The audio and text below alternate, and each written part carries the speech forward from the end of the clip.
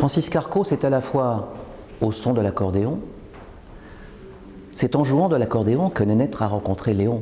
Elle était belle, elle était grande, cheveux coupés comme un garçon. À l'heure de Montparnasse, du musée de Montparnasse, janvier 2012, honneur aux bohèmes d'artistes et surtout à ce paysage écrit, transcrit, agité de Francis Carco. Grâce à Gilles Fraissinet et à Jean-Jacques Bedu, nous allons revisiter ce Paris, écouter la parole et sentir des vibrations jusque-là inconnues pour ceux qui n'ont pas lu toute l'œuvre. Mais Francis Carco, c'est aussi « Il pleut », c'est merveilleux, je t'aime. Francis Carco, c'est au-delà du poète, un écrivain qui, dans son écriture, dans l'ensemble des romans qu'il a pu écrire, on retrouve cette poésie.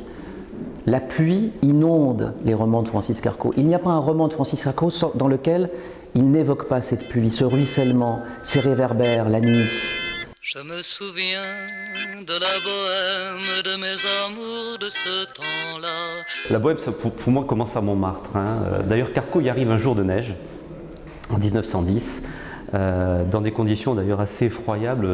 Il a raconté cette anecdote, il avait des chaussures, il ne portait même pas de chaussettes. Et il arrive dans ce qui peut être l'antre de la bohème, c'est le Lapin Agile. Et alors il se faufile dans un petit coin, là, le Lapin Agile qui est tenu à l'époque par ce célèbre personnage qui est le Père Frédé. Et il y a une grande table au milieu. Et autour de cette grande table, il y a des personnages qui sont aujourd'hui célèbres. Il y a Picasso, il n'y a pas Modigliani parce qu'il y est interdit de séjour, parce qu'il est tellement ivre que de toute façon on ne l'accepte nulle part. Il y a Pierre Macorlan et il y a Roland d'Orgelès. Enfin, il y a toute cette bohème de Montmartre à l'époque. Et on a vu un peu le manège de ce personnage qui rentre, parce qu'il est un peu intriguant d'ailleurs ce personnage à l'époque, d'abord parce qu'il est jeune, il n'est pas barbu, il ne ressemble pas à ces poètes chevelus un peu négligés. Et il s'installe dans un coin et chacun y va de sa chanson. Et à un moment donné, Père Frédé, il regarde, et toi là-bas, là, t'as pas une chanson à nous chanter? Alors il ne faut pas dire ça à Francis Carco parce que c'est le grand spécialiste. Il adore chanter, il chantait dans les cours à Nice pour se faire un petit peu d'argent. Il se lève et il va chanter 2 chansons et éblouir tout le monde. Ça va forcément plaire à quelqu'un qui se lève et qui lui dit bah, écoute, toi tu peux te foutre avec nous à la grande table. Et il va se mettre à la grande table et ce personnage qui se lève, c'est autre que Pierre Macorlan, qui va l'admettre dans le cénacle, qui est le cénacle de ces poètes bohèmes. Et là, c'est comme ça que Carco va commencer. Mais ça ne va pas être très très facile, ça ne va pas être pas rose du tout, puisqu'il va connaître véritablement la misère. Oh mes amours, j'ai trop de peine quand refleurissent les lilas. Qu'est-ce que c'est que cette antienne? Qu'est-ce que c'est que cet air-là? Oh mes amours, j'ai trop de peine, le temps n'est plus de la bohème. Chez Carco, il y avait une ambivalence, un Dr Jekyll et un Mr Hyde. Le Dr Jekyll, c'est finalement Monsieur Francis, qui la nuit va dans les Bouges jusqu'à 5 h du matin. Et puis subitement, il rentre chez lui à 6 h du matin, plus tard quai de Béthune, bien installé au bord de la Seine. Et c'est Francis Carco qui va écrire, qui va finalement rédiger l'ensemble de ses romans, qui sont liés à l'inspiration qu'il aura pu récupérer sur ses balades dans le bas-fond parisien. Et c'est cette œuvre-là qui emprunte de malheur, de tristesse, de dureté sur laquelle va s'appuyer Francis Carco, ce goût du malheur qu'il a connu quand il est né à Nouméa et qu'en petit enfant, à 5-6 ans, où son père était donc, comme on le sait, inspecteur des domaines de l'État, il voyait passer tous les matins et tous les soirs les bannières de l'île des Pins ou de l'île de Nou, au large de Nouméa, qui venaient chaînes aux pieds, et on a un exemplaire de ces entraves sur cette exposition au musée du Montparnasse, qui nous a été prêté par Franck Sénateur. Ils voyaient ces pauvres airs, loin de leur pays, déracinés, souffrants. Ça lui a donné ce qu'il appelle le goût du malheur. Et ce goût du malheur, il l'a retrouvé en rencontrant tous ces personnages tristes, vivant une vie très difficile. Ces prostituées qui, à 5 h du matin, après des dizaines de passes, sniffaient la coco dans les toilettes des bars. Ces souteneurs qui frappaient ces femmes, qui récupéraient les mises, qui les protégeaient aussi, mais les protégeaient en les battant, mais en les aimant aussi. Combien de femmes, combien de ces femmes sont allées en prison, à la prison de Saint-Lazare, pour justement dédouaner leur maquereau.